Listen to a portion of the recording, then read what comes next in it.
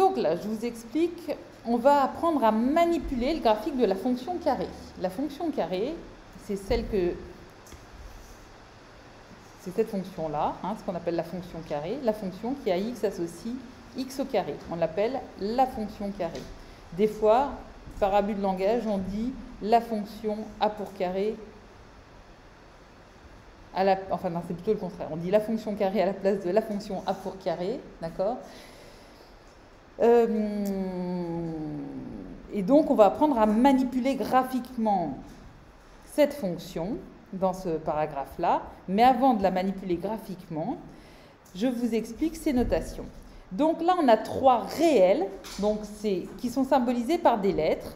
Petit a qui est mis en rouge, ça va être un réel, on lui donnera une valeur. Ce qui est important, c'est que ce petit a-là, cette valeur ici, elle doit être différente de 0 parce qu'on va manipuler de la fonction carré. Donc, il faut qu'on ait encore du x au carré.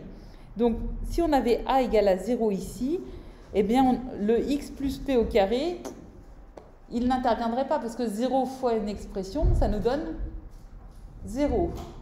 Ok ? 0 fois cette expression, ça nous donne 0. Donc, elle n'interviendrait pas. C'est pour ça qu'ici, c'est obligatoire d'avoir a qui est un réel non nul, donc différent de 0. Par contre, les réels p et q, ils peuvent être égaux à 0. Ça, il n'y a pas de problème. On verra par la suite des situations différentes. Donc, là, on avait vu que la fonction f, on l'a appelée, pour cette partie-là, la fonction f, c'est la fonction qui a x associe x au carré. Et on va considérer la fonction j qui a x associe a fois x plus p au carré plus q.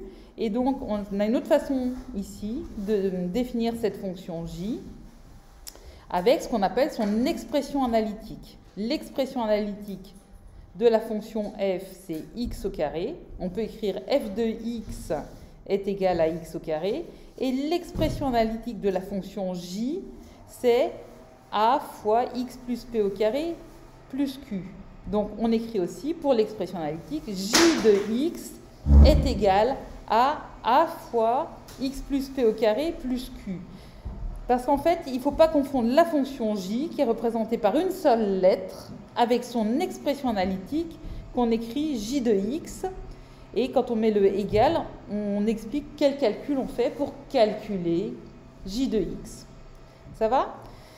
Maintenant, on va voir que les graphiques de fonctions du second degré, on verra que ce sont des paraboles. Donc c'est pour ça qu'ici, il y a la lettre P et pas la lettre G comme graphique. C'est P pour parabole.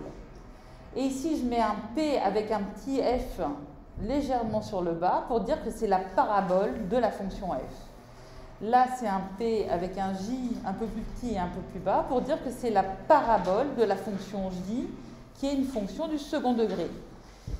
Et quand on a une équation, l'équation du graphique, donc PJ, en fait, c'est un peu comme si on prenait l'expression analytique, mais au lieu d'écrire J de X, on remplace le J de X par Y.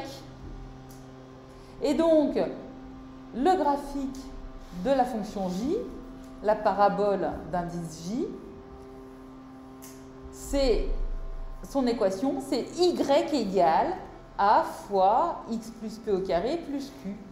Et donc, on peut aussi écrire que la parabole d'indice J a pour équation, les trois petits traits, je rappelle, ça veut dire a pour équation, Y égale J de X, ok, ou on met comme ça, ou alors on met P de J, P indice J, a pour équation, Y égale, et à la place de J de X, on écrit A fois X plus P au carré plus Q.